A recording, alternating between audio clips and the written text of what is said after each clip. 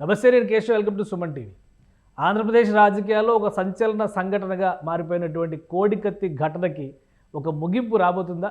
కోర్టులో సుదీర్ఘ పోరాటం తర్వాత కోడికత్తి కేసులో ప్రధాన నిందితుడిగా ఉన్నటువంటి శ్రీనుకి బెయిల్ మంజూరు చేసింది ఏపీ హైకోర్టు. ఎన్నికల ముందర ఈ బెయిల్ రావడం కూడా ఆసక్తికరంగా మారింది. అసలు బెయిల్ రావడం వెనుక ఉన్నటువంటి రీజన్స్ ఏంటి? అలానే కోడికత్తి శ్రీను ఎప్పుడు రిలీజ్ అవుతారు? వారి కుటుంబం అనేక రకాలుగా ఆందోళన చెందినటువంటి పరిస్థితిని గత కొంతకాలంగా చూసాం. ఇప్పుడు ఆ కుటుంబానికి ఈ సంఘటన ఎంతటి ఊరటనిస్తుంది? ఈ అంశాలను విశ్లేషించేటువంటి ప్రయత్నం చేద్దాం. ఈ కేసుని డీల్ చేస్తున్నటువంటి హైకోర్టు న్యాయవాది సలీం అబ్దూస్ మనతో పాటు ఉన్నారు. ఆయనతో మాట్లాడదాం. సిఎంఆర్ ఫ్యామిలీ మాల్ ఇప్పుడు మన కేపీహెచ్బిలో ఫిబ్రవరి 10వ తేదీన ప్రముఖ నటి శ్రీలీల గారిచే ఘన ప్రారంభం. సలీం గారు నమస్తే. నమస్కారం సార్. నమస్కారం. ఏంటి ఒక సంచలన ఘటన, చాలా సుదీర్ఘ నిరీక్షణ, 5 సంవత్సరాల నుంచి ఈ కేసు అసలు విచారణ జరగడం లేదు, ముందుకు వెళ్ళడం లేదు అనేటువంటి అభిప్రాయాలు. ఫైనల్గా కోడికత్తి శ్రీనుగా పేరుపడినటువంటి జన్పల్లి శ్రీనివాస్కి బెయిల్ మంజూరు అయిందనేటువంటి వార్త వినిపించింది. కోర్టు దీనికి సంబంధించినటువంటి ఆర్డర్స్ కూడా రిలీజ్ అయిపోతుంది అనేటువంటి సంకేతాలు వచ్చినాయి. ఏం జరిగినాయి? ఈరోజు కోర్టులో జరిగినటువంటి పరిణామాలు ఏంటి? కోర్టు ఈ నిర్ణయం తీసుకోవడం వెనుకున్నటువంటి కారణాలు ఏంటి? ఏం లేదు సార్, మనం 5 years నుంచి దీని మీద పోరాడుతున్నాము. మనం 9th టైం లోకల్ లోయర్ కోర్టులో ఎన్ఐఏ కోర్టులో బెయిల్ వేసాము, కానీ బెయిల్ డిస్మిస్ అయింది 9th టైం. కానీ మనం 9th టైం కండిషన్ పెట్టాము, మీరు బెయిల్ అయినా ఇవ్వండి లేకుంటే ట్రయల్ అయినా చేయండి. ఎందుకంటే 5 years నుంచే జనపల్లి శ్రీనివాస్ లోపల ఉంటున్నాడు. ఎందుకంటే పోషించే పర్సన్ అది ఫ్యామిలీ కూడా చాలా పూర్ ఫ్యామిలీ, మీకు తెలుసు కదా, అందరికి తెలిసిన విషయము. ఆయన వస్తే పేరెంట్స్ కైనా వాళ్ళ ఆధారంగా ఉంటాడు, ఆయన ఇది పోషిస్తాడని మనం ఆ భావాలతోనే మనం ఆ కేసుని విచారించాం. కానీ జగన్మోహన్ రెడ్డికి సమస్య ఇచ్చిన తర్వాత జగన్మోహన్ రెడ్డి కేసుకి రావాలి విచారణకి. కేసు కోర్టుకి రాకుండా మరీ దానికి ఒక వేరే యాంగిల్ లా ఆయన టర్న్ చేశారు. నాకు లోతు దర్యాప్తు కావాలి, నాకు వీడియో లింకేజ్ ద్వారా ఇది కావాలి, దానిలో కుట్ర పనులు బయట పెట్టలేదు అది అని. దాని మీద కూడా 1 year అయిపోయింది. 10 April కి జగన్మోహన్ రెడ్డి ఆయన సైన్ చేశాడు, నేను కోర్టుకి వస్తే వాంగ్మూలం ఇస్తాను. ఆయన పిఏ కేఎన్ఆర్ గారు వచ్చారు, కానీ జగన్మోహన్ రెడ్డి గారు రాలేదు. మేము కేఎన్ఆర్ వస్తే తీసుకోము, జగన్మోహన్ రెడ్డి వచ్చిన తర్వాతనే కేఎన్ఆర్ది వాంగ్మూలం తీస్తామని అప్పుడు రిటర్న్ చేసాము కేఎన్ఆర్ వాంగ్మూలం.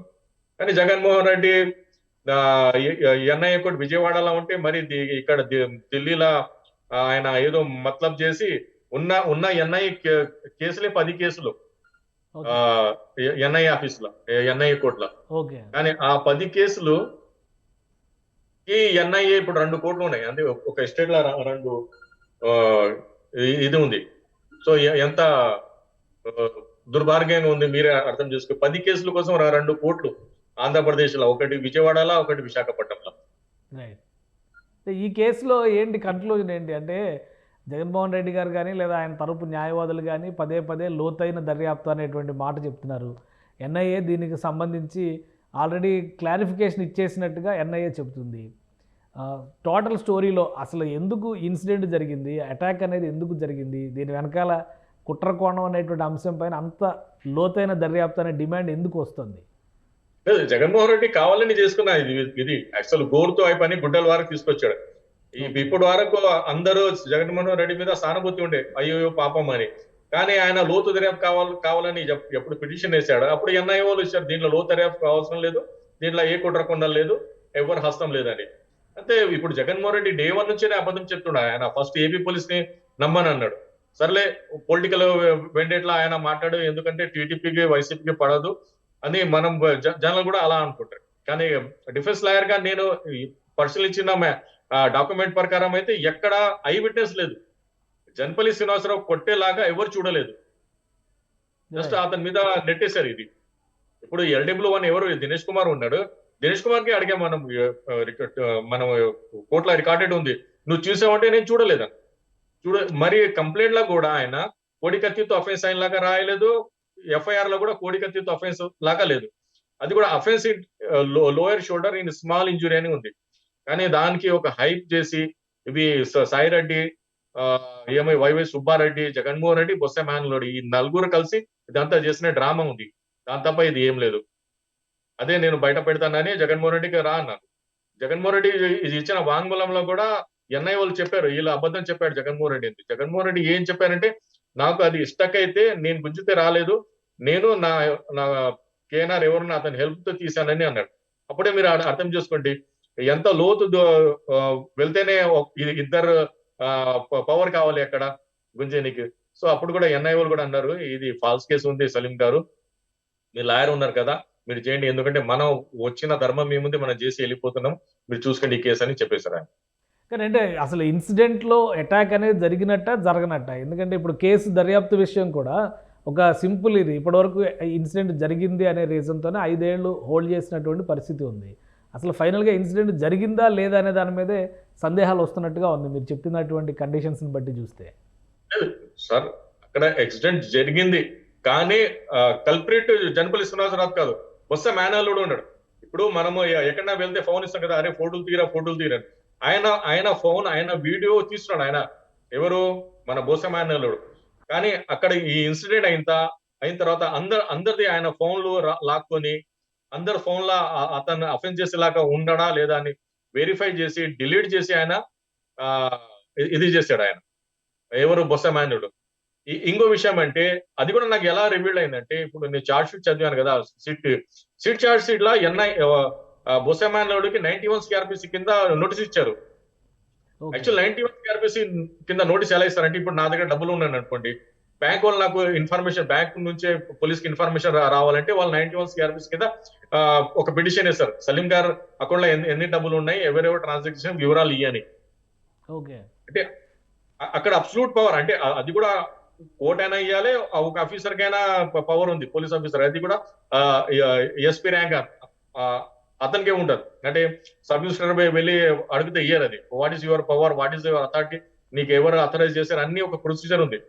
కానీ ఇప్పుడు జగన్మోహన్ రెడ్డి అటాక్ కేసులో బొత్స మేనల్లుడికి 91 CRPC కింద ఎప్పుడు ఈ నోటీస్ ఇష్యూ చేశారో, ఆయనకి మన ఎవరున్నారు, బొత్స మేనల్లుడు ఆ ఫోన్ ఇవ్వకుండా పారిపోయాడు. 8 days వరకు కనపడలేదు ఆయన.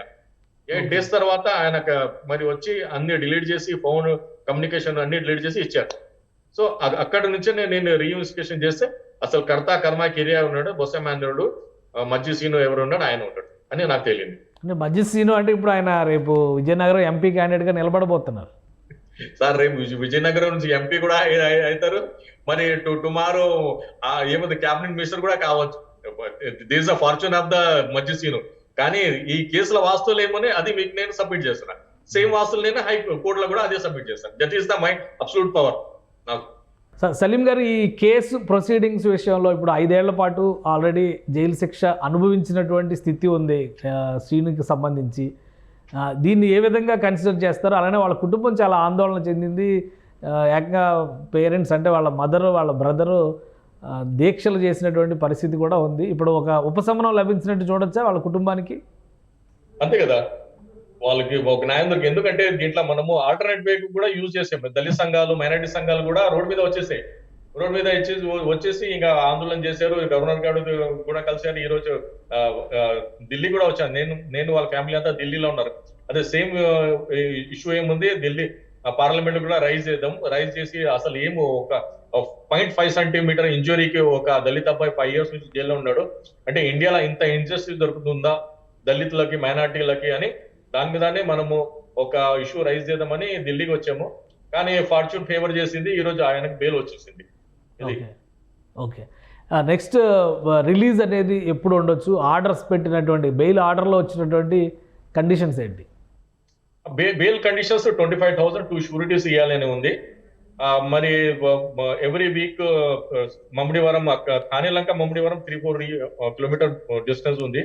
అక్కడ పోలీస్ స్టేషన్ కి వెళ్ళి ఎవ్రీ సండే 10 to 7, 5 వరకు అక్కడ ఏదైనా టైంలో వెళ్ళి అతను హాజరు ఇవ్వాలి. మరి మీడియాలో ఏది మాట్లాడరాదు అని కండిషన్ ఉంది. సో అంటే అవన్నీ ఫుల్ఫిల్ చేయాల్సినటువంటి అవసరం ఉంటుంది. ఇక కేసు విషయంలో ఎన్ని రోజులు కంటిన్యూ అయితే అన్ని రోజులు బెయిల్ మీద ప్రొసీడ్ అయినట్టుగానే చూడాలా? లేదు, అది ఓన్లీ 90 days వరకు ఉంటుంది. ఏదైనా condition is applicable up to 90 days. అంతే, 90 days కంటే ఎక్కువ పెట్టేది రైట్ లేదు. దాని మీద కూడా మనము రిట్ ఫైల్ చేసి ఉన్న ఆర్డర్ కి కూడా ఇది చేయవచ్చు. మనం మళ్ళీ బెయిల్ పైన మళ్ళీ సుప్రీంకోర్టుకి వెళ్తానికి అటువంటి ఛాన్సెస్ కానీ ఏమైనా ఉన్నాయా? ఎన్ఐఏ కెన్ మూవ్ సుప్రీంకోర్టు కూడా. ఎన్ఐఏ సుప్రీంకోర్టు వెళ్ళి కూడా బెయిల్ క్యాన్సిలేషన్ కూడా పెట్టవచ్చు. ఓకే, అంటే ఇప్పుడు ఈ కేసులో పర్టికులర్గా అటువంటి కండిషన్స్ ఉన్నాయా మూవ్ అవ్వడానికి? అంటే జగన్మోహన్ రెడ్డి గారి తరపున కానీ లేదా ఎన్ఐఏ ఆల్రెడీ ఈ విషయంలో బెయిల్ ఇవ్వడం పైన పెద్ద అబ్జెక్షన్స్ చెప్పినట్టుగా కనిపించలేదు. కోర్టు ముఖ్యంగా జగన్మోహన్ రెడ్డి వైపు నుంచి ఒకవేళ సుప్రీంకోర్టులో స్టే చేయడానికి ప్రయత్నాలు జరగడానికి ఛాన్సెస్ ఉన్నాయా? అది జగన్మోహన్ ఓన్ ఇంట్రెస్ట్ ఉంది, నాకైతే తెలియదు. జగన్మోహన్ రెడ్డి ఓన్ ఇంట్రెస్ట్ ఉంది, జగన్మోహన్ రెడ్డి ఓన్ ఇంట్రెస్ట్ ఏముంది, అతను వాళ్ళ అడ్వకేట్స్ ఎవరెవరు ఉన్నారో వెంకటేశ్వర్లు, నాగార్జునారెడ్డి వాళ్ళు చూసుకుంటారు అది. సో అంటే ఒకవేళ రిలీజ్ అయితే మరి ఎన్ని రోజులు రిలీజ్ అవుతుంది? కోర్టు ఈరోజు ఆర్డర్ ఇచ్చింది, ఇమీడియట్గా వచ్చేస్తారా రేపు కానీ ఎల్లుండి కానీ, లేదా ఇంకేమైనా టైం పడుతుందా? లేదు, మాక్సిమం సాటర్డే సండే మనం ఇది చేస్తాం. ఎందుకంటే దీంట్లో మన మైనార్టీ హక్కుల పరిరక్షణ సమితి ఫారూక్ షిబ్లీ గారు ఉన్నారు కదా, ఆయన లీడ్ చేశారు. ఆయన మనము ఒక అవగాహన చేస్తాము. మైనార్టీలు, దళిత సంఘాలు ఉన్నాయి కదా, వాళ్ళకి యునైటెడ్ గా మనం పనిచేద్దాం. దీనికి ఒక మంచి ఎగ్జాంపుల్ గా మనము దళితులకి ఎక్స్ప్రెస్ చేద్దాము. మైనార్టీ ఎప్పుడైనా దళితులకి అనుకూలంగా ఉంటారని ఆయన ఒక మెసేజ్ ఇచ్చారు. దాని మీద మనం పర్సూ చేస్తున్నాం ఈ మ్యాటర్ కి. సో అన్నీ కలిసి వస్తే శనివారం రిలీజ్ అయ్యే అవకాశం ఉండొచ్చు, లేదా ముందు ఒక రోజు ముందైనా కానీ రావచ్చు. ఎస్ సార్, శనివారం లేకుంటే సండే మండే రిలీజ్ చేద్దాం sir. Right, thank you Salim garu, మీ అభిప్రాయాలు తెలియజేస్తుంది. ఇది కోడికత్తి సీను కేసుకి సంబంధించి రెండు వైపులా పరస్పరం భిన్న వాదనలు ఉన్నటువంటి పరిస్థితి. అయితే ఈ కేసులో అంత సివియారిటీ లేదు అనేటువంటి వాదనకి కట్టుబడినటువంటి ఎన్ఐఏ కట్టుబడినటువంటి నేపథ్యంలో కోర్టు దీన్ని కన్సిడర్ చేసింది. అందువల్లనే కోడికత్తి సీనుకు కూడా బెయిల్ మంజూరు చేసినటువంటి పరిస్థితి. ముందుగా వాళ్ళ ఫ్యామిలీకి ఒక పెద్ద రిలీఫ్ వస్తుందని సలీం గారు అంటున్నారు. ఫర్దర్ ప్రొసీడింగ్స్ విషయంలో కూడా అవతల పక్షం ఏ విధంగా రియాక్ట్ అవుతుందో దాని మీదే కేసు భవిష్యత్తు ఆధారపడి ఉంటుంది అనేటువంటి మాట ఆయన చెప్తున్నారు. అవసరమైతే కోడికత్తి సీను హక్కుల పరిరక్షణ కోసం సమాజంలో అందరూ కూడా మైనారిటీ వర్గాల నుంచి చేస్తున్నటువంటి పోరాటానికి అందరూ కూడా బాసటగా నిలవాలని ఆయన కోరుతున్నారు. ఇది స్పెషల్ డిస్కషన్. Keep watching.